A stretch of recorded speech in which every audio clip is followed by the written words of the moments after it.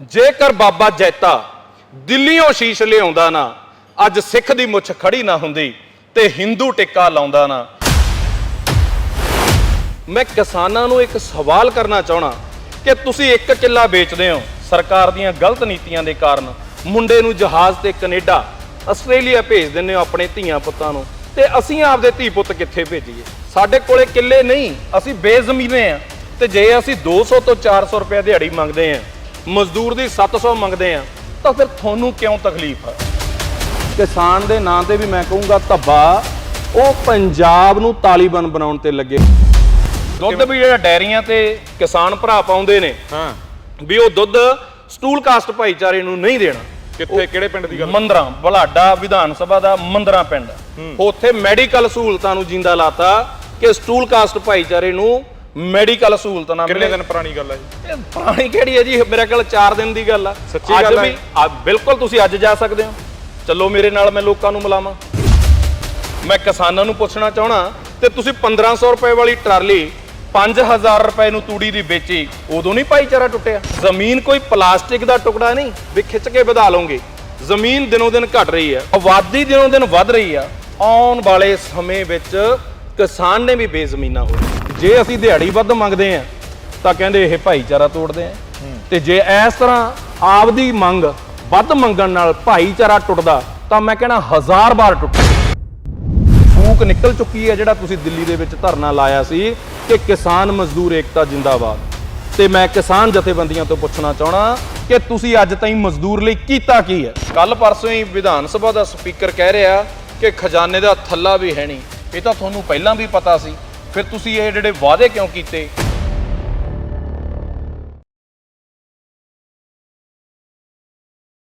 ਸਤਿ ਸ਼੍ਰੀ ਅਕਾਲ ਜੀ, ਮੈਂ ਰਤਨਦੀਪ ਸਿੰਘ ਧਾਲੀਵਾਲ ਸਵਾਗਤ ਕਰਦੇ ਹਾਂ ਤੁਹਾਡਾ ਟਾਕ ਵਿਦ ਰਤਨ ਦੇ ਵਿੱਚ। ਜੇ ਅਸੀਂ ਪੰਜਾਬ ਦੀ ਗੱਲ ਕਰਦੇ ਹਾਂ ਜਾਂ ਪਿੰਡਾਂ ਦੀ ਗੱਲ ਕਰਦੇ ਹਾਂ, ਪਿੰਡਾਂ ਦੇ ਵਿੱਚ ਬਹੁਤ ਸਾਰੀਆਂ ਸਮੱਸਿਆਵਾਂ ਗੀਆਂ, ਬਹੁਤ ਸਾਰੀਆਂ ਗੱਲਾਂ ਗੀਆਂ ਜਿਹੜੀਆਂ ਆਏ ਦਿਨ ਦੇਖਣ ਨੂੰ ਮਿਲਦੀਆਂ ਗੀਆਂ, ਲੋਕਾਂ ਦੇ ਮਸਲੇ ਆ।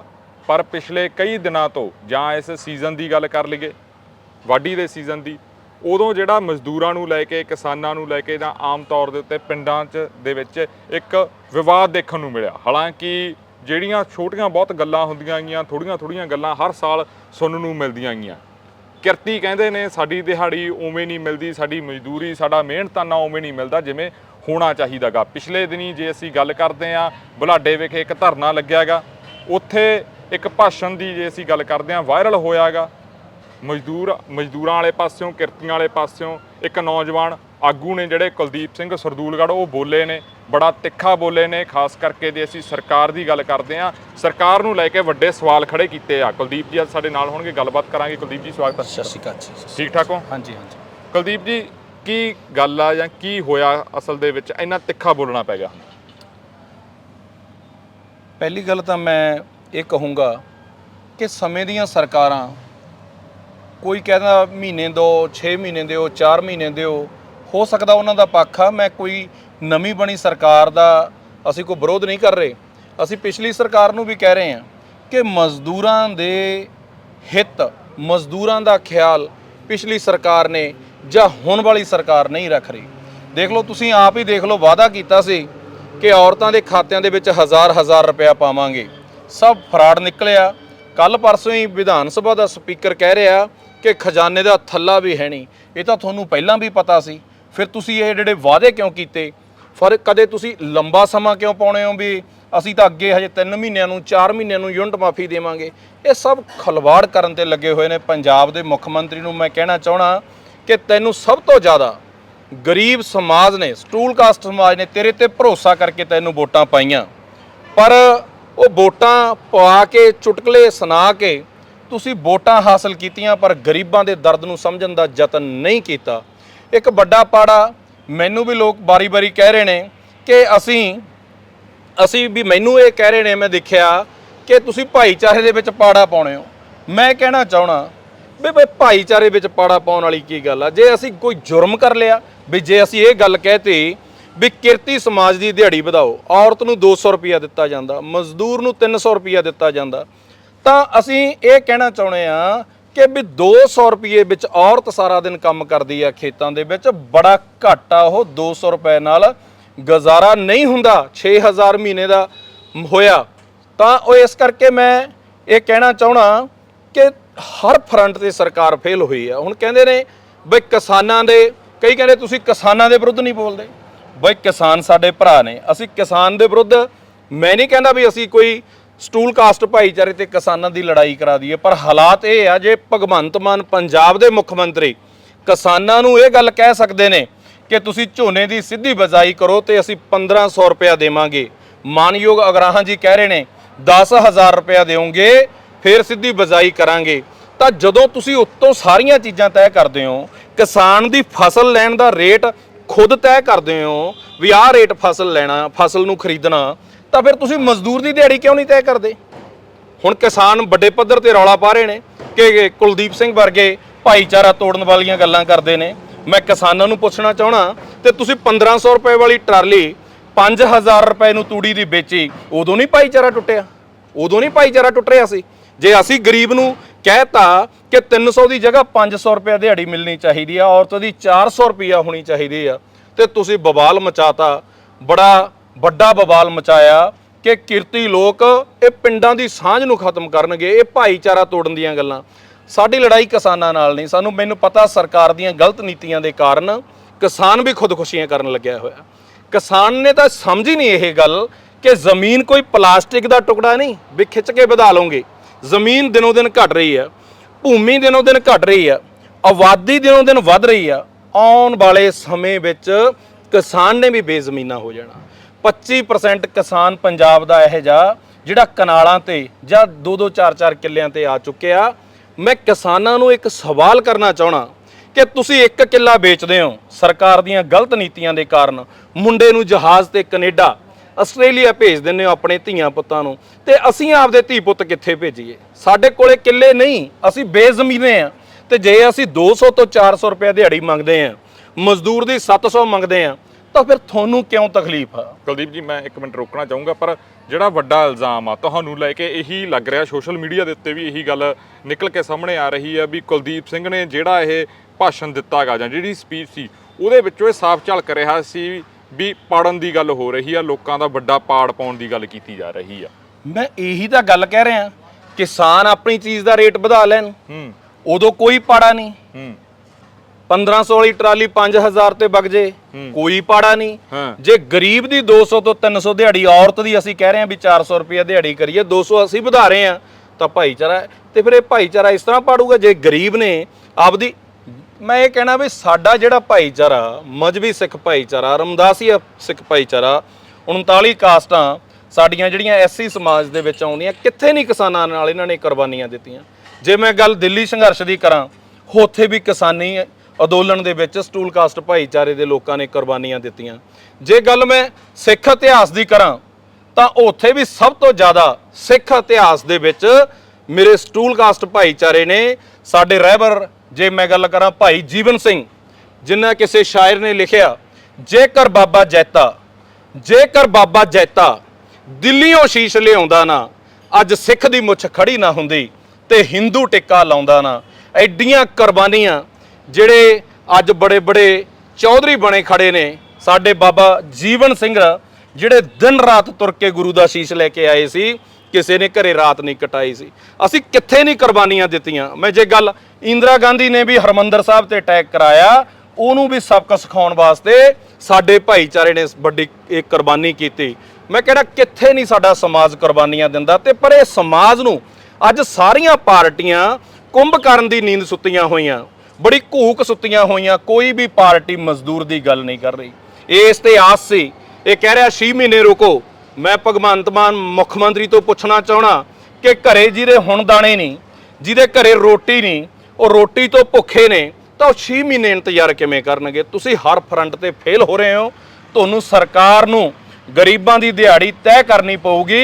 ਜਦੋਂ ਤੁਸੀਂ ਕਿਸਾਨਾਂ ਦੀ ਫਸਲ ਦਾ ਰੇਟ ਤੈਅ ਕਰਦੇ ਹੋ, ਤੁਸੀਂ ਤੂੜੀਆਂ ਦੇ ਰੇਟ ਤੈਅ ਕਰਦੇ ਹੋ ਆਪਦੀ ਮਰਜ਼ੀ ਦੇ ਨਾਲ, ਤਾਂ ਫਿਰ ਸਰਕਾਰ ਨੂੰ ਇਹ ਹਦਾਇਤ ਕਰਨੀ ਪਊਗੀ ਕਿ ਅਸੀਂ ਆਹ ਦਿਹਾੜੀ ਮਜ਼ਦੂਰ ਦੀ ਤੈਅ ਕਰਦੇ ਹਾਂ, ਅਸੀਂ ਕਿਸਾਨਾਂ ਨਾਲ ਨਹੀਂ ਲੜਨਾ। ਕਿਸਾਨ ਵੀ ਸਾਡੇ ਭਰਾ ਨੇ, ਪਰ ਕੁਝ ਸ਼ਰਾਰਤੀ ਅਨਸਰ ਦਿਨ ਰਾਤ ਲੱਗੇ ਹੋਏ ਨੇ। ਉਹਨਾਂ ਨੇ ਪਤਾ ਨਹੀਂ ਕਿਸ ਤਰ੍ਹਾਂ ਉਹਨਾਂ ਨੂੰ ਕੋਈ ਬਵਾਲ ਬਣਾਉਣ ਤੇ ਲੱਗੇ ਹੋਏ ਨੇ। ਗੁਰੂ ਘਰਾਂ ਦੇ ਵਿੱਚ ਤਾਂ ਸਰਬ ਦੇ ਭਲੇ ਦੀ ਅਰਦਾਸ ਹੁੰਦੀ ਹੈ। ਗੁਰੂ ਘਰਾਂ ਦੇ ਵਿੱਚ ਜਾ ਕੇ ਵੀ ਮੀਟਿੰਗਾਂ ਕਰਕੇ ਸਮਾਜ ਲਈ ਪ੍ਰਤੀ ਬਾਈਕਾਟ, ਮੰਦਰਾ ਪਿੰਡਾ ਬਲਾਡਾ ਵਿਧਾਨ ਸਭਾ ਦਾ, ਉੱਥੇ ਦੁੱਧ ਦਾ ਬਾਈਕਾਟ ਕਰਤਾ, ਮੈਡੀਕਲ ਸਹੂਲਤਾਂ ਦਾ ਬਾਈਕਾਟ ਕਰਤਾ। ਹੁਣ ਪਰ ਪ੍ਰਸ਼ਾਸਨ ਦਾ ਕਿਵੇਂ ਦੱਸੋਗੇ ਥੋੜਾ? ਦੁੱਧ ਵੀ ਜਿਹੜਾ ਡੈਰੀਆਂ ਤੇ ਕਿਸਾਨ ਭਰਾ ਪਾਉਂਦੇ ਨੇ, ਹਾਂ, ਵੀ ਉਹ ਦੁੱਧ ਸਟੂਲ ਕਾਸਟ ਭਾਈਚਾਰੇ ਨੂੰ ਨਹੀਂ ਦੇਣਾ। ਕਿੱਥੇ, ਕਿਹੜੇ ਪਿੰਡ ਦੀ ਗੱਲ? ਮੰਦਰਾ ਬਲਾਡਾ ਵਿਧਾਨ ਸਭਾ ਦਾ ਮੰਦਰਾ ਪਿੰਡ, ਉੱਥੇ ਮੈਡੀਕਲ ਸਹੂਲਤਾਂ ਨੂੰ ਜਿੰਦਾ ਲਾਤਾ ਕਿ ਸਟੂਲ ਕਾਸਟ ਭਾਈਚਾਰੇ ਨੂੰ ਮੈਡੀਕਲ ਸਹੂਲਤਾਂ ਨਾ ਮਿਲੇ। ਕਿੰਨੇ ਦਿਨ ਪੁਰਾਣੀ ਗੱਲ ਹੈ ਇਹ? ਪੁਰਾਣੀ ਕਿਹੜੀ ਹੈ ਜੀ, ਮੇਰੇ ਕੋਲ 4 ਦਿਨ ਦੀ ਗੱਲ ਆ। ਸੱਚੀ ਗੱਲ ਹੈ? ਬਿਲਕੁਲ, ਤੁਸੀਂ ਅੱਜ ਜਾ ਸਕਦੇ ਹੋ, ਚੱਲੋ ਮੇਰੇ ਨਾਲ, ਮੈਂ ਲੋਕਾਂ ਨੂੰ ਮਿਲਾਵਾਂ। ਤਾਂ ਮੈਂ ਕਹਿਣਾ ਚਾਹਣਾ ਕਿ ਇਸ ਤਰ੍ਹਾਂ ਕਿਉਂ ਵੀ ਜਿੱਥੇ ਹਰੇਕ ਥਾਂ ਤੇ ਕੁਰਬਾਨੀ ਦੀ ਲੋੜ ਪਈ ਆ ਜਾਂ ਸ਼ਹੀਦੀਆਂ ਦੀ ਲੋੜ ਪਈ ਆ, ਸਾਡੇ ਰਹਿਬਰਾਂ ਨੇ ਦਿੱਤੀਆਂ ਸ਼ਹੀਦੀਆਂ, ਸੰਵਿਧਾਨ ਵੀ ਬਾਬਾ ਸਾਹਿਬ ਡਾਕਟਰ ਅੰਬੇਡਕਰ ਨੇ ਲਿਖਿਆ। ਪਰ ਇੱਕ ਕਿਸਾਨ ਨੂੰ, ਜਿਹੜਾ ਸਹੀ ਕਿਸਾਨ ਆ, ਉਹਨੂੰ ਪਤਾ ਮਹਿੰਗਾਈ ਮਜ਼ਦੂਰ ਦੀ ਦਿਹਾੜੀ ਵਧਣੀ ਚਾਹੀਦੀ ਆ, ਪਰ ਕੁਝ ਸ਼ਰਾਰਤੀ ਅਨਸਰ ਇਹਨੂੰ ਪਾੜੇ ਦਾ ਨਾਂ ਦੇ ਰਹੇ ਨੇ। ਇਹਦੀ ਮੈਂ ਸਖਤ ਸ਼ਬਦਾਂ ਦੇ ਵਿੱਚ ਨਿਖੇਧੀ ਕਰਦਾ। ਮੈਂ ਮਾਨਯੋਗ ਐਸਐਸਪੀ ਸਾਹਿਬ ਤੋਂ ਮੰਗ ਕਰਦਾ ਕਿ ਜਿਹੜੇ ਗੁਰੂ ਘਰ ਦੇ ਵਿੱਚ ਇਸ ਤਰ੍ਹਾਂ ਦੇ ਮਤੇ ਪਾਉਂਦੇ ਨੇ, ਉਹਨਾਂ ਨੂੰ ਜਲਦੀ ਉਹਨਾਂ ਦੇ ਖਿਲਾਫ ਮੁਕੱਦਮੇ ਦਰਜ ਹੋਣ, ਕਿਉਂਕਿ ਅਸੀਂ ਸਟੂਲ ਕਾਸਟ ਭਾਈਚਾਰੇ ਨੂੰ ਇੱਕ ਵੱਡੇ ਪੱਧਰ ਤੇ ਇਕੱਠਾ ਕਰਕੇ ਭੀਖੀ 20 ਤਰੀਕ ਨੂੰ ਅਸੀਂ ਧਰਨਾ ਲਾ ਰਹੇ ਹਾਂ, ਤੇ ਉਸ ਤੋਂ ਬਾਅਦ ਜ਼ਿਲ੍ਹੇ ਦਾ ਧਰਨਾ ਅਸੀਂ ਮਾਨਸਾ ਡੀਸੀ ਸਾਹਿਬ ਅੱਗੇ ਲਾ ਰਹੇ ਹਾਂ। ਤੇ ਉਹ ਧਰਨੇ ਬਾਰੇ ਅਸੀਂ ਸੋਚ ਰਹੇ ਹਾਂ ਵੀ ਅਣਮਿੱਥੇ ਸਮੇਂ ਲਈ ਅਸੀਂ ਆਪਣੇ ਘਰੋਂ ਆਪਣਾ ਆਟਾ ਦਾਲ ਲੈ ਕੇ ਅਣ ਸਮੇਂ ਲਈ ਬੈਠਾਂਗੇ, ਤੇ ਸਰਕਾਰ ਨਾਲ ਸਾਡੀ ਲੜਾਈ ਆ ਕਿ ਤੁਸੀਂ ਮਜ਼ਦੂਰਾਂ ਦੇ ਝੋਨੇ ਦੀ ਲਵਾਈ ਦਾ ਜਾਂ ਨਰਮੇ ਦੀ ਚੁਗਾਈ ਦਾ ਅੱਜ ਦੀ ਮਹਿੰਗਾਈ ਨੂੰ ਦੇਖਦੇ ਹੋਏ ਰੇਟ ਤੈਅ ਕਰੋ। ਤੁਸੀਂ ਗਰੀਬਾਂ ਨਾਲ ਬੜੇ ਵਾਅਦੇ ਕੀਤੇ ਸੀ। ਤੇ ਦੂਜੀ ਗੱਲ, ਮੈਂ ਮਾਨਯੋਗ ਭਗਵੰਤ ਮਾਨ ਜੀ ਨੂੰ ਕਹਿਣਾ ਚਾਹਣਾ ਕਿ ਅਸੀਂ ਵੀ ਇਨਸਾਨ ਆ। ਕਈ ਲੋਕ ਕਹਿੰਦੇ ਨੇ ਕੁਲਦੀਪ ਸਿੰਘ ਦਿਹਾੜੀ ਨਹੀਂ ਕਰਦਾ। ਜੇ ਮੈਂ ਦਿਹਾੜੀ ਨਹੀਂ ਕੀਤੀ, ਮੇਰੇ ਤਾਏ ਚਾਚੇ ਕਰ ਰਹੇ ਨੇ, ਮੇਰਾ ਪਰਿਵਾਰ ਕਰਦਾ ਦਿਹਾੜੀ, ਮਜ਼ਦੂਰੀ ਕਰਕੇ ਰੋਟੀ ਖਾਂਦੇ ਆ। ਤਾਂ ਮੈਂ ਉਹ ਕਹਿਣਾ ਚਾਹਣਾ ਕਿ ਭਗਵੰਤ ਮਾਨ, ਮਾਨਯੋਗ ਭਗਵੰਤ ਮਾਨ ਮੁੱਖ ਮੰਤਰੀ ਸਾਹਿਬ ਨੇ ਪਿੱਛੇ ਜੇ ਕਿਹਾ ਕਿ ਹੁਣ ਅਸੀਂ ਆਟਾ ਦਿਆ ਕਰਾਂਗੇ, ਕਣਕ ਨਹੀਂ ਦਿੰਦੇ। ਮੈਂ ਉਹਨੂੰ ਕਹਿਣਾ ਚਾਹਣਾ ਵੀ ਅਸੀਂ ਕਦੇ ਇਹ ਤੁਹਾਡੇ ਤੋਂ ਮੰਗਿਆ ਵੀ ਤੁਸੀਂ ਸਾਨੂੰ ਆਟਾ ਦਿਓ? ਕਿਉਂ ਆਟਾ ਦਿਓ? ਅਸੀਂ, ਸਾਡੇ ਘਰਾਂ 'ਚ ਕਣਕ ਆਉਂਦੀ ਆ, ਤੇ ਉਹ ਕਣਕ ਨੂੰ ਅਸੀਂ ਧੋਣੇ ਆ, ਤੇ ਧੋ ਕੇ ਜਾਂ ਚੰਗੀ ਮਾੜੀ ਦੀ ਅਸੀਂ ਦੇਖ ਕੇ ਪਛਾਣ ਕਰ ਲੈਂਦੇ ਆ। ਆਟੇ ਦੇ ਵਿੱਚ ਤੁਸੀਂ ਉਹ ਕਣਕਾਂ ਧੋ ਕੇ ਗਰੀਬਾਂ ਨੂੰ ਦੇ ਦੋਗੇ, ਬੜੀਆਂ ਭਿਆਨਕ ਬਿਮਾਰੀਆਂ ਲੱਗਣਗੀਆਂ। ਇਹ ਵੀ ਤੁਹਾਡੀ ਸਕੀਮ ਬੜੀ, ਮੈਂ ਇਹ ਗੱਲ ਕਹਾਂ, ਗਰੀਬ ਵਿਰੋਧੀ ਆ। ਉਹ ਕਣਕ ਦੀ ਕੋਈ ਉਹਨੂੰ ਸਾਫ਼ ਨਹੀਂ ਕਰਨਾ, ਕਿਸ ਤਰ੍ਹਾਂ ਦੀ ਕਣਕਾਂ ਪੀ ਕੇ ਗਰੀਬਾਂ ਨੂੰ ਆਟਾ ਫੜਾ ਦਿਆ ਕਰਨਗੇ, ਤੇ ਉਹਦੇ ਨਾਲ ਗਰੀਬ ਭਿਆਨਕ ਬਿਮਾਰੀ ਦੇ ਸ਼ਿਕਾਰ ਹੋਣਗੇ। ਇਸ ਕਰਕੇ ਮੈਂ ਇਹ ਵੀ ਦੇਖਦਾ, ਇਸ ਗੱਲ ਦੀ ਵੀ ਮੈਂ ਨਿਖੇਧੀ ਕਰਦਾ। ਇੱਕ ਜੇ ਹੋਰ ਗੱਲ ਦੇਖਦੇ ਆ, ਸਾਰੀ ਸਰਕਾਰ ਨੂੰ ਦੇਖਦੇ ਆ, ਜਿਵੇਂ ਵੱਡੇ ਵੱਡੇ ਵਾਅਦੇ ਹੋਏ ਸੀ। ਤੁਹਾਡੀ ਸਪੀਚ ਦੇ ਵਿੱਚ ਵੀ ਤੁਸੀਂ ਸਰਕਾਰ ਨੂੰ ਬਹੁਤ ਤਿੱਖੇ ਬੋਲ ਬੋਲੇ ਆ, ਬਿਜਲੀ ਨੂੰ ਲੈ ਕੇ ਖਾਸ ਕਰਕੇ ਤੁਸੀਂ ਫਰਿੱਜ ਵਾਲੀ ਗੱਲ ਕਹੀ ਸੀ, ਜਾਂ ਹੋਰ ਕਈ ਬਹੁਤ ਸਾਰੀਆਂ ਗੱਲਾਂ ਕਹਿੰਦੇ। ਤੁਹਾਨੂੰ ਕੀ ਲੱਗਦਾ ਗਾ?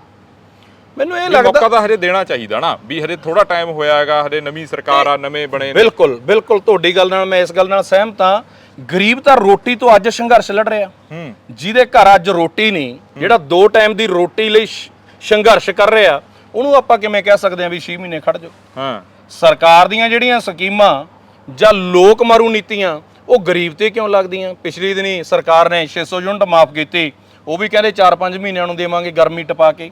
ਚਲੋ, ਉਹ ਜਿਹੜੀ ਸਹੂਲਤ ਸਾਨੂੰ ਮਿਲਣੀ ਆ, ਤਾਂ ਮੈਂ ਇੱਥੇ ਇਹ ਕਹਿਣਾ ਚਾਹਣਾ ਕਿ ਸਾਡੇ ਦੇ ਉੱਤੇ ਫਿਰ ਜੇ 601 ਹੋ ਗਈ, ਸਾਰੀ ਦਾ ਬਿੱਲ ਪੇ ਕਰਨਾ ਪਊਗਾ। ਮੈਂ ਫਿਰ ਇਹ ਕਹਿਣਾਗਾ ਵੀ ਇਹ ਦੋਗਲੀ ਨੀਤੀ ਕਿਉਂ ਆ? ਪੰਜਾਬ ਨੂੰ ਤਾਲਿਬਾਨ ਬਣਾਉਣ ਦਾ ਯਤਨ ਕਿਉਂ ਕੀਤਾ ਜਾ ਰਿਹਾ? ਮੈਂ ਹੈਰਾਨ ਆ ਇਸ ਗੱਲ ਤੋਂ। ਜੇ ਅਸੀਂ ਬੋਲਦੇ ਆ ਤੇ ਸਾਨੂੰ ਧਮਕੀਆਂ ਮਿਲਦੀਆਂ ਨੇ ਵੀ ਤੁਸੀਂ ਪਾੜਾ ਪਾਉਣੇ ਹੋ। ਮੈਂ ਕਹਿਣਾ ਤੁਸੀਂ ਪੰਜਾਬ ਨੂੰ, ਕੁਛ ਪੰਜਾਬ ਦੇ ਜਿਹੜੇ ਕਿਸਾਨ ਦੇ ਨਾਂ ਤੇ ਵੀ ਮੈਂ ਕਹੂੰਗਾ ਧੱਬਾ, ਉਹ ਪੰਜਾਬ ਨੂੰ ਤਾਲਿਬਾਨ ਬਣਾਉਣ ਤੇ ਲੱਗੇ ਹੋਏ ਨਾ। ਤੁਸੀਂ ਅੱਗ ਲਾ ਲਾ ਕੇ ਨਿੱਕੇ ਨਿੱਕੇ ਬੱਚੇ ਸਾੜਤੇ। ਉਹ ਤੁਸੀਂ ਦਰਖਤ, ਤੁਸੀਂ ਕੁਦਰਤ ਨਾਲ ਖਲਵਾੜ ਕਰ ਰਹੇ ਹੋ। ਜਿਹੜੇ ਸੜਕਾਂ ਤੇ ਦਰਖਤ ਸੀ ਜਾਂ ਖੇਤਾਂ ਦੇ ਵਿੱਚ ਦਰਖਤ, ਇਹੋ ਜਿਹਾ ਦੇਖਿਆ ਮੋਹ ਮਮਤਾ ਦੇ ਵਿੱਚ ਮੈਂ ਨਿੱਕੇ ਨਿੱਕੇ ਜਾਨਵਰ ਵੀ ਆਂਡਿਆਂ ਨੂੰ ਛੱਡ ਕੇ ਨਹੀਂ ਜਾਂਦੇ, ਵਿੱਚ ਮੱਚੇ ਦੇਖੇ ਨੇ। ਆ ਕੱਲ ਪਰਸੋਂ ਨਿੱਕੀ ਜੀ ਬੱਚੇ, ਕੀ ਕਸੂਰ ਸੀ ਉਹਦਾ? ਫੁੱਲ ਖਿੜਨ ਤੋਂ ਪਹਿਲਾਂ ਹੀ ਤੁਸੀਂ ਉਹਨੂੰ ਅੱਗ ਲਾ ਕੇ ਮਚਾਤਾ। ਤੁਸੀਂ ਜਿਹੜੀ ਕੁਦਰਤ ਦੀ ਜਿਹੜੇ ਨਿਯਮ ਨੇ, ਤੁਸੀਂ ਖੜੇ ਸੜਕਾਂ ਤੇ ਦਰਖਤ ਮਚਾਈ ਜਾਂਦੇ ਹੋ। ਜੇ ਤੁਹਾਡੇ ਵਿਰੁੱਧ ਕੋਈ ਬੋਲਦਾ ਤਾਂ ਤੁਸੀਂ ਪਤਾ ਨਹੀਂ ਉਹਨਾਂ ਨੂੰ ਜਾਨੋਂ ਮਾਰਨ ਦੀਆਂ, ਪਤਾ ਨਹੀਂ ਕਿਸ ਤਰ੍ਹਾਂ ਦੀਆਂ ਧਮਕੀਆਂ ਦਿੰਦੇ ਹੋ, ਦਬਾਉਣ ਦਾ ਯਤਨ। ਆ ਖੋਲ ਕੇ ਦੇਖ ਲਓ ਜੀ, ਜਿਹੜੀ ਮੇਰੀ ਸਪੀਚ ਹੁੰਦੀ ਆ, ਤੁਸੀਂ ਦੇਖ ਲਿਓ ਥੱਲੇ ਕੀ ਕੀ ਲਿਖਿਆ ਆਊਗਾ। ਮੈਂ ਤਾਂ ਕੋਈ ਰਾਜਨੀਤੀ ਨਹੀਂ ਕਰ ਰਿਹਾ, ਕੋਈ ਵੋਟਾਂ ਨਹੀਂ। ਵੋਟਾਂ ਦੇ ਵਿੱਚ ਤਾਂ ਹਜੇ ਬਹੁਤ ਸਮਾਂ ਪਿਆ। ਵੋਟਾਂ ਤਾਂ ਹੁਣ ਆਪਾਂ ਦੇਖਿਆ 2 ਮਹੀਨੇ ਹੋ ਗਏ ਆਪਾਂ ਪਾ ਚੁੱਕੇ ਆ। ਵੋਟਾਂ ਦੀ ਤਾਂ ਕੋਈ ਗੱਲ ਹੀ ਨਹੀਂ, ਗੱਲ ਉਹਨੂੰ ਝੂਠੀ ਬਣਾਉਣਾ। ਫੋਨ ਕਰਕੇ ਕਿਸੇ ਨੇ ਕੋਈ ਕਿਹਾ, ਕੋਈ ਧਮਕੀ ਵਗੈਰਾ? ਤਕਰੀਬਨ ਤੁਸੀਂ ਬਹੁਤ ਗਲਤ ਬੋਲਦੇ ਹੋ ਜੀ, ਇਹ ਬੋਲਣਾ ਨਹੀਂ ਚਾਹੀਦਾ। ਇਹ ਪਾੜਾ, ਜੇ ਗਰੀਬ ਦੀ ਦਿਹਾੜੀ ਦੀ ਗੱਲ ਕਰਦੇ ਆ, ਮੈਂ ਪਹਿਲਾਂ ਗੱਲ ਕਰ ਚੁੱਕਿਆ, ਤੁਸੀਂ ਆਪਦੀ ਮਰਜ਼ੀ ਨਾਲ ਅੱਗ ਲਾ ਦਿੰਦੇ ਹੋ, ਦਰਖਤ ਮਚਾ ਦਿੰਦੇ ਹੋ, ਇਨਸਾਨ ਮਚਾ ਦਿੰਦੇ ਹੋ। ਪਿੱਛੇ ਜੇ ਇੱਕ ਹਾਦਸਾ ਹੋਇਆ, ਵੈਨ ਜਾ ਰਹੀ ਸੀ, ਸਕੂਲ ਦੇ ਬੱਚੇ, ਉਹ ਵਿਚਾਰੇ ਬੱਚੇ, ਕਿੰਨਾ ਦਰਦ ਉਹਨਾਂ ਨੇ ਝੱਲਿਆ। ਇਸ ਤਰ੍ਹਾਂ ਦਾ ਕੁਦਰਤ ਨਾਲ ਖਿਲਵਾੜ ਕਰਨਾ, ਇਹ ਜਿਹੜੀਆਂ ਕਿਸਾਨ ਜਥੇਬੰਦੀਆਂ, ਇਹਨਾਂ ਨੂੰ ਇੰਨਾ ਕੁ ਤਾਂ ਗਿਆਨ ਹੋਣਾ ਚਾਹੀਦਾ ਕਿ ਅਸੀਂ ਕੁਦਰਤ ਨਾਲ ਖਿਲਵਾੜ ਨਾ ਕਰੀਏ। ਤੇ ਕਸੂਰ ਤੁਸੀਂ ਕੱਢਦੇ ਹੋ ਮਜ਼ਦੂਰ ਦਾ। ਮੈਂ ਇਕੱਲੇ ਕਿਸਾਨ ਦੀ ਗੱਲ ਨਹੀਂ ਕਰਦਾ, ਮੈਂ ਹੋਰ ਵੱਡੇ ਧੰਨਾ ਸੇਠਾਂ ਦੀ ਗੱਲ ਕਰਾਂ, ਫੈਕਟਰੀਆਂ ਦੇ ਮਾਲਕ, ਉਹ ਵੀ 5-5 6-6 ਹਜ਼ਾਰ ਦੇ ਵਿੱਚ ਸਾਡੇ ਮੁੰਡਿਆਂ ਨੂੰ ਸ਼ੋਅਰੂਮਾਂ ਦੇ ਵਿੱਚ, ਫੈਕਟਰੀਆਂ ਦੇ ਵਿੱਚ ਲਾਇਆ ਹੋਇਆ। ਮੇਰੀ ਮੰਗ ਆ ਕਿ 15,000 ਰੁਪਇਆ ਅੱਜ ਦੀ ਮਹਿੰਗਾਈ ਨੂੰ ਦੇਖਦੇ ਹੋਏ ਹਰੇਕ ਮਜ਼ਦੂਰ ਦੀ ਜਿਹੜਾ ਸ਼ੋਅਰੂਮ ਤੇ ਲੱਗਿਆ ਜਾਂ ਫੈਕਟਰੀ ਦੇ ਵਿੱਚ ਲੱਗਿਆ, 15,000 ਰੁਪਏ ਉਹਦੀ ਤਨਖਾਹ ਹੋਣੀ ਚਾਹੀਦੀ ਆ। ਤੇ ਇਹ ਸੰਘਰਸ਼ ਨੂੰ ਅਸੀਂ ਪੰਜਾਬ ਦੇ ਮੁੱਖ ਮੰਤਰੀ ਤੱਕ ਲੈ ਕੇ ਜਾਵਾਂਗੇ। ਜਿੱਡੀ ਮਰਜ਼ੀ ਸਾਨੂੰ ਲੜਾਈ ਲੜਨੀ ਪਈ, ਚਾਹੇ ਕੋਈ ਤੁਸੀਂ ਕੁਛ ਮਰਜ਼ੀ ਕਰ ਲਓ, ਪਰਚਿਆਂ ਦਾ ਡਰਾਵਾ ਦੇ ਲਓ, ਚਾਹੇ ਕੁਛ ਮਰਜ਼ੀ ਕਰ ਲਓ, ਪਰ ਅਸੀਂ ਡਰਨ ਵਾਲੇ ਲੋਕ ਨਹੀਂ, ਅਸੀਂ ਅਣਖੀ ਲੋਕ ਹਾਂ। ਅਸੀਂ ਇਹ ਲੜਾਈ ਗਰੀਬ ਸਮਾਜ ਨੂੰ, ਮਜ਼ਦੂਰ ਸਮਾਜ, ਮਜ਼ਦੂਰ ਜਮਾਤ ਨੂੰ ਨਾਲ ਲੈ ਕੇ, ਤੁਸੀਂ ਵੱਡਾ ਇਕੱਠ ਦੇਖੋਗੇ ਕਿ ਅਸੀਂ 24 ਤਰੀਕ ਨੂੰ ਮਾਨਸਾ ਦੇ ਵਿੱਚ ਵੱਡਾ ਇਕੱਠ ਕਰਕੇ ਮਾਨਸਾ ਸ਼ਹਿਰ, ਚਾਹੇ ਸਾਨੂੰ ਕਿੰਨੇ ਸਮੇਂ ਮਰਜ਼ੀ, ਕਿੰਨਾ ਸਮਾਂ, ਚਾਹੇ 10 ਦਿਨ ਲੱਗਣ, 20 ਦਿਨ ਲੱਗਣ, ਉਹ ਸੜਕ ਨੂੰ ਜਾਮ ਕਰਾਂਗੇ। ਉੱਥੇ ਅਸੀਂ ਰੋਡ ਨੂੰ ਜਾਮ ਕਰਕੇ ਪ੍ਰਸ਼ਾਸਨ ਨੂੰ ਕੁੰਭ ਕਰਨ ਦੀ ਨੀਂਦ ਸੁੱਤਾ ਹੋਇਆ, ਕਿਉਂਕਿ ਪਹਿਲਾਂ ਸਰਦੂਲਗੜ੍ਹ ਧਰਨਾ ਲੱਗਿਆ, ਫਿਰ ਝਨੀਰ ਲੱਗਿਆ, ਫਿਰ ਬਲਾਡੇ ਲੱਗਿਆ, ਹੁਣ ਭੀਖੀ। ਪ੍ਰਸ਼ਾਸਨ ਕੁੰਭ ਕਰਨ ਦੀ ਨੀਂਦ ਸੁੱਤਾ ਹੋਇਆ। ਮੈਂ ਪ੍ਰਸ਼ਾਸਨ ਨੂੰ ਇਹ ਬੇਨਤੀ ਕਰਨਾ ਚਾਹਣਾ, ਸਰਕਾਰ ਨੂੰ ਇਹ ਬੇਨਤੀ ਕਰਨਾ ਚਾਹਣਾ ਕਿ ਹੁਣ ਉਹ ਸਮਾਂ ਨਹੀਂ ਹੈਗਾ ਗਰੀਬਾਂ ਲਈ ਵੀ 6 ਮਹੀਨਿਆਂ ਨੂੰ ਸਕੀਮਾਂ ਬਣਾਓਗੇ। ਆ ਵੱਡੇ ਇਹ ਤੋਂ ਗਨਮੈਨ ਵਾਪਸ ਲੈ ਲਏ, ਇਹਦੀ ਜ਼ਮੀਨ ਖੋਲੀ, ਇਹ ਤੋਂ ਜ਼ਮੀਨ ਇਹਨੇ ਦੱਬੀ ਬੈਠੇ ਸੀ। ਉਹ ਭਲਿਓ ਲੋਕੋ ਕਰੀ ਜਾਓ, ਤੁਸੀਂ ਗਰੀਬ ਮਜ਼ਦੂਰ ਵਾਸਤੇ ਕੀ ਸਹੂਲਤ ਦੇ ਰਹੇ ਹੋ? ਪਰ ਇੱਕ ਗੱਲ ਹੋਰ ਵੀ ਆ, ਜਿਵੇਂ ਭਗਵੰਤ ਸਿੰਘ ਮਾਨ ਸੰਗਤ ਦਰਸ਼ਨ ਵੀ ਕਰ ਰਹੇ ਨੇ, ਉਹ ਕਹਿੰਦੇ ਆ ਵੀ ਲੋਕ ਆ ਕੇ ਮੈਨੂੰ ਮਿਲਣ, ਉਹ ਤਾਂ ਸਿੱਧੇ ਮਿਲ ਰਹੇ ਨੇ ਲੋਕਾਂ ਨੂੰ, ਤੁਸੀਂ ਸਿੱਧੀ ਉਹਨਾਂ ਕੋਲੇ ਜਾਓ, ਧਰਨਾ ਲਾਉਣ ਦੀ ਕੀ ਲੋੜ ਆ? ਸਾਨੂੰ ਤਾਂ ਕਿਸੇ ਨੇ, ਅਸੀਂ ਤਾਂ ਪ੍ਰਸ਼ਾਸਨ ਨੂੰ ਕਿਹਾ ਵੀ ਮਿਲਾਓ, ਸਾਡੀ ਮੀਟਿੰਗ ਕਰਾਓ, ਸਾਡੀ ਤਾਂ ਕਿਸੇ ਨੇ ਨਹੀਂ ਸੁਣੀ ਇਹ ਗੱਲ। ਉਹਨਾਂ ਨੇ ਤਾਂ ਲੋਕਾਂ ਨੂੰ ਖੁੱਲ੍ਹਾ ਸੱਦਾ ਦਿੱਤਾ, ਉਹ ਕਹਿੰਦੇ ਆਓ ਚੰਡੀਗੜ੍ਹ। ਇਹ ਗੱਲਾਂ ਨੇ ਕਰਨ ਦੀਆਂ। ਇਹ ਅਸੀਂ ਧਰਨੇ ਤੇ ਬੈਠਾਂਗੇ, ਮਾਨਯੋਗ ਡੀਸੀ ਸਾਹਿਬ ਤੋਂ ਇਹ ਲਿਖਾ ਕੇ ਲਵਾਂਗੇ ਕਿ ਅਸੀਂ 21 ਮੈਂਬਰੀ ਕਮੇਟੀ ਸਾਡੀ ਜਿਹੜੀ ਬਣੀ ਆ, ਉਹ 21 ਮੈਂਬਰੀ ਕਮੇਟੀ ਉਹਦੇ ਕੋਲੇ ਜਾਊਗੀ ਵੀ ਤੂੰ ਉਦਯੋਗਪਤੀਆਂ ਦੀਆਂ ਸਕੀਮਾਂ ਹਜੇ ਠਹਿਰ ਕੇ ਚਲਾ ਲਈ, ਪਰ ਗਰੀਬ ਜਿਹਨੂੰ ਗੁਰੂ ਨੇ ਸਭ ਤੋਂ ਜ਼ਿਆਦਾ ਵੱਡਾ ਦਰਜਾ ਜੀ ਦਿੱਤਾ, ਤਾਂ ਉਹ ਗਰੀਬ ਨੂੰ ਦਿੱਤਾ। ਇੱਥੋਂ ਤੱਕ ਕਿ ਗੋਲਕ, ਜਿਹੜੀ ਗੋਲਕ ਹੁੰਦੀ ਆ, ਉਹਨੂੰ ਵੀ ਗਰੀਬ ਦਾ ਮੂੰਹ ਦੇ ਬਰਾਬਰ ਦਰਜਾ ਦਿੱਤਾ ਵੀ ਜਿਹੇ ਜਿਹਾ ਗੋਲਕ ਧੰਨ ਪਾਲਿਆ, ਜੇ ਗਰੀਬ ਨੂੰ ਰੋਟੀ ਖਵਾਤੀ ਤਾਂ ਇੱਕ ਬਰਾਬਰ। ਤੁਸੀਂ ਹਰਪਾਲ ਚੀਮਾ ਜੀ ਨਾਲ ਨਹੀਂ ਗੱਲਬਾਤ ਕੀਤੀ, ਖਜ਼ਾਨਾ ਮੰਤਰੀ ਨੇ? ਕੌਣ ਗੱਲਬਾਤ ਕਰ ਰਿਹਾ? ਸਾਰੇ ਕੁੰਭ ਕਰਨ ਦੀ ਨੀਂਦ ਸੁੱਤੇ ਹੋਏ ਨੇ। ਮੈਨੂੰ ਇੱਕ ਮੰਤਰੀ ਇਹੋ ਜਿਹਾ ਨਾਂ ਦੱਸ ਦਿਓ ਵੀ ਜਿਨ੍ਹਾਂ ਨੇ ਮਜ਼ਦੂਰਾਂ ਦੀ ਗੱਲ ਕੀਤੀ ਹੋਵੇ, ਅੱਕ ਕੇ ਇਹ ਕੰਮ ਕਰ ਰਹੇ ਆ। ਤੁਸੀਂ, ਤੁਹਾਡਾ ਬਹੁਤ ਵੱਡਾ ਨਾਮ ਆ ਪੰਜਾਬ ਦੇ ਵਿੱਚ। ਅੱਜ ਪੰਜਾਬ ਦਾ 92 ਐਮਐਲਏਆਂ ਦੇ ਵਿੱਚੋਂ ਕਿਹੜਾ ਐਮਐਲਏ ਮਜ਼ਦੂਰਾਂ ਦੇ ਹੱਕ ਦੇ ਵਿੱਚ ਬੋਲ ਰਿਹਾ? ਵੀ ਇੰਨੀ ਮਹਿੰਗਾਈ ਦੇ ਵਿੱਚ, ਐਡੇ ਸਿਸਟਮ ਦੇ ਵਿੱਚ, ਯਾਰ ਮੈਂ ਕਹਿਣਾ ਖੰਡ ਦੇਖ ਲਓ, ਨੂਨ ਦੇਖ ਲਓ, ਘਿਓ ਦੇਖ ਲਓ, ਤੇਲ ਦੇਖ ਲਓ, ਚਾਹੇ ਗੈਸ ਤਾਂ ਰੋਜ਼ਾਨਾ ਸਿਲੰਡਰਾਂ ਦੀਆਂ ਕੀਮਤਾਂ ਵਧਾਈ ਤੁਰੇ ਜਾਂਦੇ ਨੇ। ਮੈਂ ਕਿਹੜੀ ਚੀਜ਼ ਦੀ ਗੱਲ ਕਰਾਂ? ਅੱਜ ਆਹ ਕਾਰ ਮੱਚੀ ਹੋਈ ਆ, 2 ਟਾਈਮ ਦੀ ਰੋਟੀ ਵੀ ਗਰੀਬ ਨੂੰ ਢੰਗ ਨਾਲ ਨਸੀਬ ਨਹੀਂ ਹੋ ਰਹੀ। ਜਿਹੜਾ ਇਹ ਸਾਰਾ ਕੁਝ ਸਿਸਟਮ, ਪਰ ਇੱਕ ਇਹ ਗੱਲ ਦੇ ਬਾਵਜੂਦ ਸਾਡਾ ਤਾਂ ਰਾਸ਼ਨ ਖੋਏ ਸੀ, ਸਾਡੇ ਪਸ਼ੂਆਂ ਦਾ ਵੀ ਖੋਲਿਆ ਯਾਰ। ਪਸ਼ੂਆਂ ਨੂੰ ਜਿਹੜਾ ਹੁਣ ਗਰੀਬ ਭਾਈਚਾਰਾ, ਉਹ ਪਸ਼ੂ ਨਹੀਂ ਰੱਖ ਸਕਦਾ ਆਉਣ ਵਾਲੇ ਸਮੇਂ ਦੇ ਵਿੱਚ, ਕਿਉਂਕਿ ਉਹਨਾਂ ਨੂੰ ਮਜਬੂਰੀ ਦੇ ਵਿੱਚ ਪਸ਼ੂ ਵੇਚਣੇ ਪੈਣੇ ਨੇ। ਇਸ ਕਰਕੇ ਕੋਈ ਵੀ ਲੀਡਰ, ਕੋਈ ਵੀ ਵੋਟਾਂ ਤੋਂ ਡਰਦਾ ਵੀ ਸਾਡੀਆਂ ਵੋਟਾਂ ਟੁੱਟ ਜਾਣਗੀਆਂ, ਨਾ ਕਿਸਾਨ ਜਥੇਬੰਦੀਆਂ ਗਰੀਬ ਦੇ ਹੱਕ 'ਚ। ਫੂਕ ਨਿਕਲ ਚੁੱਕੀ ਹੈ। ਜਿਹੜਾ ਤੁਸੀਂ ਦਿੱਲੀ ਦੇ ਵਿੱਚ ਧਰਨਾ ਲਾਇਆ ਸੀ ਕਿ ਕਿਸਾਨ ਮਜ਼ਦੂਰ ਏਕਤਾ ਜਿੰਦਾਬਾਦ, ਤੇ ਮੈਂ ਕਿਸਾਨ ਜਥੇਬੰਦੀਆਂ ਤੋਂ ਪੁੱਛਣਾ ਚਾਹਣਾ ਕਿ ਤੁਸੀਂ ਅੱਜ ਤਾਈਂ ਮਜ਼ਦੂਰ ਲਈ ਕੀਤਾ ਕੀ ਹੈ? ਤੁਸੀਂ ਸਿਰਫ ਮਜ਼ਦੂਰ ਦਾ ਨਾਮ ਵਰਤਿਆ। ਇਸ ਕਰਕੇ ਮੈਂ ਤੁਹਾਨੂੰ ਕਹਿਣਾ ਚਾਹਣਾ ਕਿ ਗੁਰੂ ਨੇ ਕਿਹਾ ਸੀ ਮਾਨਸ ਕੀ ਜਾਤ ਸਭੇ ਇੱਕ ਪਛਾਨਵੋ, ਪਰ ਤੁਸੀਂ ਉਹੀ ਬੰਡੀਆਂ ਦੇ ਵਿੱਚ ਰਹੇ ਹੋ। ਗਰੀਬ ਨੂੰ ਹਰੇਕ ਬੰਦੇ ਨੇ ਦਬਾਉਣ ਦਾ ਯਤਨ ਕੀਤਾ। ਸਤਿਗੁਰ ਰਵਿਦਾਸ ਮਹਾਰਾਜ ਜੀ ਨੇ ਕਿਹਾ ਸੀ ਕਿ ਐਸਾ ਚਾਹੂੰ ਰਾਜ ਮੈਂ ਜਹਾਂ ਮਿਲੇ ਸਬਨ ਕੋ ਅੰਨ, ਛੋੜਾ ਬੜਾ ਸਮ ਬਸੈ ਰਵਿਦਾਸ ਰਹੇ ਪ੍ਰਸੰਨ। ਬੇਗਮਪੁਰਾ ਵਸਾਉਣਾ, ਜਿੱਥੇ ਕਿਤੇ ਗਮ ਨਾ ਹੋਵੇ, ਜਿੱਥੇ ਕਿਤੇ ਟੈਨਸ਼ਨ ਨਾ ਹੋਵੇ।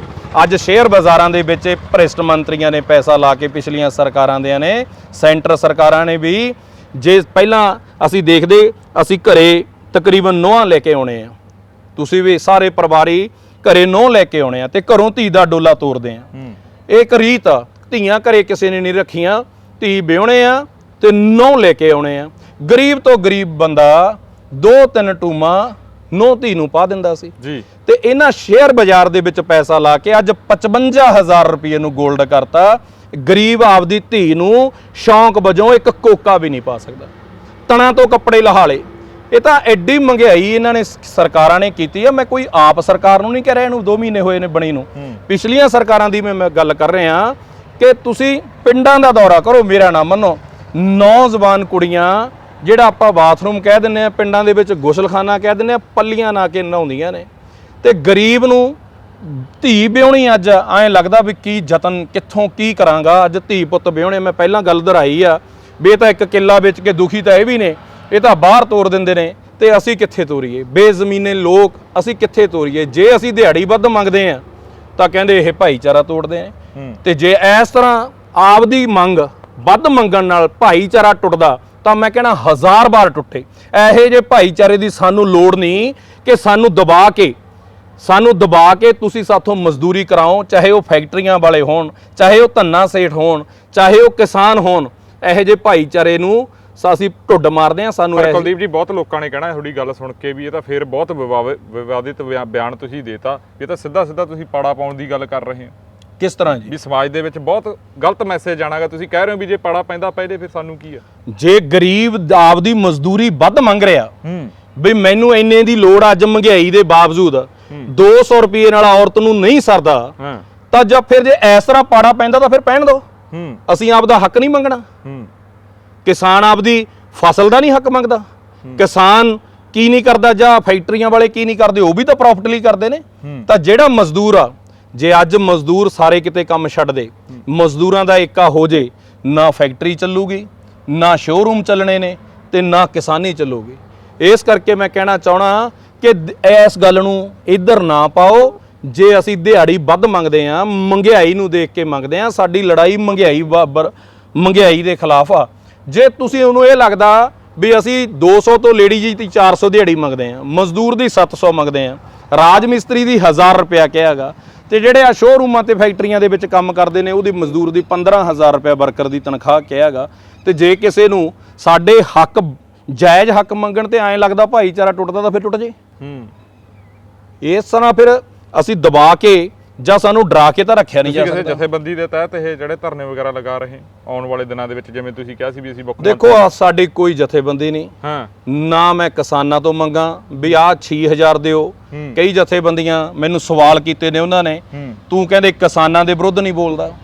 ਮੈਂ ਕਿਹਾ ਮੈਨੂੰ ਤਾਂ ਜਿੰਨਾ ਮੈਂ ਬੋਲਿਆ ਇਹੀ ਕਹੀ ਜਾਂਦੇ ਨੇ ਵਿਰੁੱਧ ਬੋਲਦਾ। ਕਹਿੰਦੇ ਤੂੰ ਕਿਸਾਨਾਂ ਨਾਲ ਸਿੱਧੀ ਲੜਾਈ ਕਿਉਂ ਨਹੀਂ ਲੜਦਾ? ਝੋਨੇ ਦੇ ਵਿੱਚੋਂ ਤਾਂ ਕਿਸਾਨਾਂ ਨੇ ਪੈਸੇ ਦੇਣੇ ਨੇ, 6000 ਰੁਪਇਆ ਕਿੱਲੇ ਦਾ, ਕਿਸਾਨਾਂ ਨੂੰ ਕਿਉਂ ਨਹੀਂ ਕਹਿ ਰਿਹਾ? ਮੈਂ ਕਿਸਾਨ ਨੂੰ ਇਸ ਕਰਕੇ ਨਹੀਂ ਕਹਿ ਰਿਹਾ ਕਿ ਜਦੋਂ ਹਰੇਕ ਚੀਜ਼ ਦਾ ਰੇਟ ਪੰਜਾਬ ਦੀ ਸਰਕਾਰ, ਸੈਂਟਰ ਸਰਕਾਰ ਤੈਅ ਕਰਦੀ ਆ, ਤਾਂ ਮਜ਼ਦੂਰ ਦੀ ਦਿਹਾੜੀ ਵਾਸਤੇ ਅੱਜ ਭਗਵੰਤ ਮਾਨ ਮਾਨਯੋਗ ਮੁੱਖ ਮੰਤਰੀ ਦੇ ਮੂੰਹ ਤੇ ਚੇਪੀ ਕਿਉਂ ਲੱਗੀ ਹੋਈ ਆ? ਉਹ ਸਿੱਧਾ ਐਲਾਨ ਕਰਨ ਕਿ ਮਜ਼ਦੂਰ ਦੀ ਦਿਹਾੜੀ ਇੰਨੀ ਮਹਿੰਗਾਈ ਦੇ ਵਿੱਚ 500 ਰੁਪਇਆ ਜਾਇਜ਼ ਆ ਭਾਈ, ਹੋਣੀ ਚਾਹੀਦੀ ਹੈ। ਤਾਂ ਇਹ ਤਾਂ ਗੱਲ ਹੀ ਖਤਮ ਹੋ ਜਾਣੀ ਹੈ। ਉਹੀ ਐਲਾਨ ਕਰਦੇ ਨੇ। ਸਾਡੀ ਸਰਕਾਰ ਤੋਂ ਮੰਗ ਆ, ਨਾ ਕਿ ਇਹਨਾਂ ਤੋਂ, ਕਿ 500 ਰੁਪਇਆ ਦਿਹਾੜੀ ਦਾ ਮਤਲਬ 15,000 ਰੁਪਇਆ। ਤਾਂ ਇਸ ਕਰਕੇ ਅਸੀਂ ਮੰਗਿਆ ਵੀ 500 ਰੁਪਇਆ ਮਜ਼ਦੂਰ ਦੀ ਘੱਟੋ ਘੱਟ। ਤੁਸੀਂ ਦੇਖੋ ਜੀ, ਸਾਡੇ ਭਾਈਚਾਰੇ ਚੋਂ ਵੀ ਬਾਬਾ ਸਾਹਿਬ ਦੀ ਕਿਰਪਾ ਨਾਲ ਤੁਹਾਡੇ ਵੀ ਮੁੰਡੇ ਮੁਲਾਜ਼ਮ ਲੱਗੇ ਹੋਣਗੇ, ਤਾਂ ਆਪਾਂ ਦੇਖਦੇ ਹਾਂ ਵੀ 60-60, 70-70 ਹਜ਼ਾਰ ਨਾਲ ਪੂਰੀ ਨਹੀਂ ਪੈਂਦੀ। ਤਾਂ ਅੱਜ ਦੇ ਟਾਈਮ ਦੇ ਵਿੱਚ ਜੇ 15,000 ਰੁਪਇਆ ਦਿਹਾੜੀ ਮਜ਼ਦੂਰ ਨੂੰ ਇੱਕ ਮਹੀਨੇ ਦੀ ਮਿਲਦੀ ਆ, ਤਾਂ ਫਿਰ ਕਿੰਨੀ ਕੁ ਜ਼ਿਆਦਾ ਆ? ਇਸ ਤੇ ਬਵਾਲ ਕਿਉਂ ਆ? ਮੈਂ ਕਿਸਾਨ ਜਥੇਬੰਦੀਆਂ ਤੋਂ ਕਹਿਣਾ ਚਾਹਣਾ ਵੀ ਅਸੀਂ ਮਜ਼ਦੂਰੀ ਦਾ ਹੱਕ ਨਾ ਮੰਗੀਏ, ਕਿਉਂਕਿ ਜੇ ਕਿਸਾਨ ਭਾਈਚਾਰਾ ਸਾਨੂੰ ਇਹ ਗੱਲ ਲੱਗਦਾ ਕਿ ਵੀ ਇਹ ਕੋਈ ਅਸੀਂ ਜੁਰਮ ਕਰ ਰਹੇ ਹਾਂ ਜੇ ਆਪਦੀ ਦਿਹਾੜੀ ਵੱਧ ਮੰਗ ਰਹੇ ਹਾਂ, ਤਾਂ ਮੈਂ ਇਸ ਗੱਲ ਤੋਂ ਤਾਂ ਬਹੁਤ ਹੈਰਾਨ ਆ ਵੀ ਉਹਨਾਂ ਨੂੰ ਕਿਉਂ ਲੱਗ ਰਿਹਾ। ਸਾਨੂੰ ਤਾਂ ਬਿਲਕੁਲ ਨਹੀਂ ਲੱਗਿਆ। ਤੁਸੀਂ 1500 ਦੀ ਤੂੜੀ ਦੀ ਟਰਾਲੀ 5000 ਦੀ ਕਰਤੀ, ਅਸੀਂ ਤਾਂ ਕੁਝ ਨਹੀਂ ਬੋਲੇ, ਤੁਹਾਡੀ ਚੀਜ਼ ਆ ਕਰ ਦੋ, ਪਰ ਜਿਹੜੀ ਸਾਡੀ ਮਜ਼ਦੂਰੀ ਆ ਉਹ ਤਾਂ ਜਾਇਜ਼ ਦਿਓ। ਜੇ ਫਿਰ ਅਸੀਂ ਦੇਖਦੇ ਹਾਂ ਕਿ ਅਸੀਂ ਮੰਦਰਾਂ ਦੇ ਵਿੱਚ ਜਾ ਕੇ, ਗੁਰੂ ਘਰਾਂ ਦੇ ਵਿੱਚ ਜਾ ਕੇ ਬੜੇ ਬੜੇ ਨੀਂਹ ਪੱਥਰ ਲਵਾਉਣੇ ਆ, ਲਵਾਓ, ਪਰ ਗਰੀਬ ਦੀ ਮਜ਼ਦੂਰੀ ਨਾ ਖਾਓ। ਉਹਦੀ ਮਜ਼ਦੂਰੀ ਬਹੁਤ ਜ਼ਰੂਰੀ ਆ। ਗੁਰੂਆਂ ਨੇ ਕਿਹਾ, ਫਕੀਰਾਂ ਨੇ ਕਿਹਾ ਕਿ ਸਭ ਤੋਂ ਪਹਿਲਾਂ ਉਹਨਾਂ ਨੇ ਗਰੀਬ ਨੂੰ ਹੀ ਦਰਜਾ ਦਿੱਤਾਗਾ। ਇਸ ਕਰਕੇ ਮੈਂ ਸਾਰੀਆਂ ਕਿਸਾਨ ਜਥੇਬੰਦੀਆਂ ਨੂੰ ਇਹ ਬੇਨਤੀ ਕਰਦਾ, ਸਰਕਾਰ ਤੋਂ ਮੰਗ ਕਰਦਾ। ਕਿਸਾਨ ਵੀ ਕੀ ਤੋਂ ਮੰਗ ਕਰਦੇ ਨੇ? ਜਥੇਬੰਦੀਆਂ ਬਣਾ ਕੇ ਸਰਕਾਰ ਤੋਂ ਮੰਗ ਕਰਦੇ ਨੇ। ਉਹ ਵੀ ਆਪਦੇ ਫਸਲ, ਇਸ ਵਾਰ ਝਾੜ ਘੱਟ ਹੋਇਆ, ਕਣਕ ਘਟ ਗਈ, ਦਿਓ ਜੀ ਮੁਆਵਜ਼ਾ। ਜਾਂ ਉਸ ਹੁਣ ਕਿਹਾ ਵੀ ਜੇ ਝੋਨਾ ਲਾਉਣਾ, ਸਿੱਧੀ ਬਿਜਾਈ ਕਰਨੀ ਆ 10,000 ਰੁਪਇਆ ਦਿਓ। ਮੰਗੋ, ਉਹ ਸਰਕਾਰ ਤੋਂ ਮੰਗ ਕਰਦੇ ਨੇ। ਤਾਂ ਫਿਰ ਜੇ ਅਸੀਂ ਸਰਕਾਰ ਤੋਂ ਮੰਗ ਕਰਦੇ ਹਾਂ ਕਿ 500 ਰੁਪਇਆ ਦਿਹਾੜੀ ਬੰਦੇ ਦੀ ਹੋਣੀ ਚਾਹੀਦੀ ਆ, ਤਾਂ ਜਿਹੜੇ ਦੁਕਾਨਾਂ ਤੇ ਲੱਗੇ ਨੇ, ਜਿਹੜੇ ਮਿਸਤਰੀਆਂ ਨਾਲ ਲੱਗੇ ਨੇ, ਉਹਦੀ 700 ਰੁਪਇਆ ਦਿਹਾੜੀ ਹੋਣੀ ਚਾਹੀਦੀ ਆ। ਔਰਤ ਦੀ 180 ਰੁਪਏ ਦਿੰਦੇ ਨੇ ਖੇਤ ਦੇ ਵਿੱਚ ਕੰਮ, ਸਾਰਾ ਦਿਨ ਮਿਰਚਾਂ ਤੋੜਦੇ ਆ, 10-12 ਘੰਟੇ ਡਿਊਟੀ। ਸਾ ਮੇਰੀ ਇਹ ਵੀ ਮੰਗ ਆ ਕਿ ਡਿਊਟੀ 8 ਘੰਟੇ ਹੋਣੀ ਚਾਹੀਦੀ ਆ। ਕੰਮ ਚਾਹੇ ਖੇਤ ਦੇ ਵਿੱਚ ਹੋਵੇ, ਚਾਹੇ ਸ਼ੋਰੂਮ ਦੇ ਵਿੱਚ ਹੋਵੇ, 8 ਘੰਟੇ। ਯਾਰ ਜਿੱਥੇ ਤੁਸੀਂ ਆਪਦੇ ਧੀ ਪੁੱਤ ਭੇਜਦੇ ਹੋ, ਉੱਥੇ ਐਕਸਟਰਾ ਟਾਈਮ ਦੇ ਅੱਡ ਪੈਸੇ ਮਿਲਦੇ ਨੇ। ਜੇ ਕੋਈ ਟਾਈਮ ਅੱਡ ਲਾਵਾਂਗੇ 8 ਘੰਟਿਆਂ ਤੋਂ, ਤਾਂ ਉਹਦੇ ਪੈਸੇ ਅੱਡ ਮਿਲਦੇ ਨੇ। ਤਾਂ ਇੱਥੇ ਅਸੀਂ 12-12 ਘੰਟੇ ਮਜ਼ਦੂਰਾਂ ਤੋਂ 14-14 ਘੰਟੇ ਕੰਮ ਕਰਾਉਣੇ ਆ ਤੇ ਦਿਹਾੜੀ ਉਹ ਦਿੰਨੇ ਆ। ਇਹ ਸਭ ਤੋਂ ਵੱਡਾ ਗੁਨਾਹ।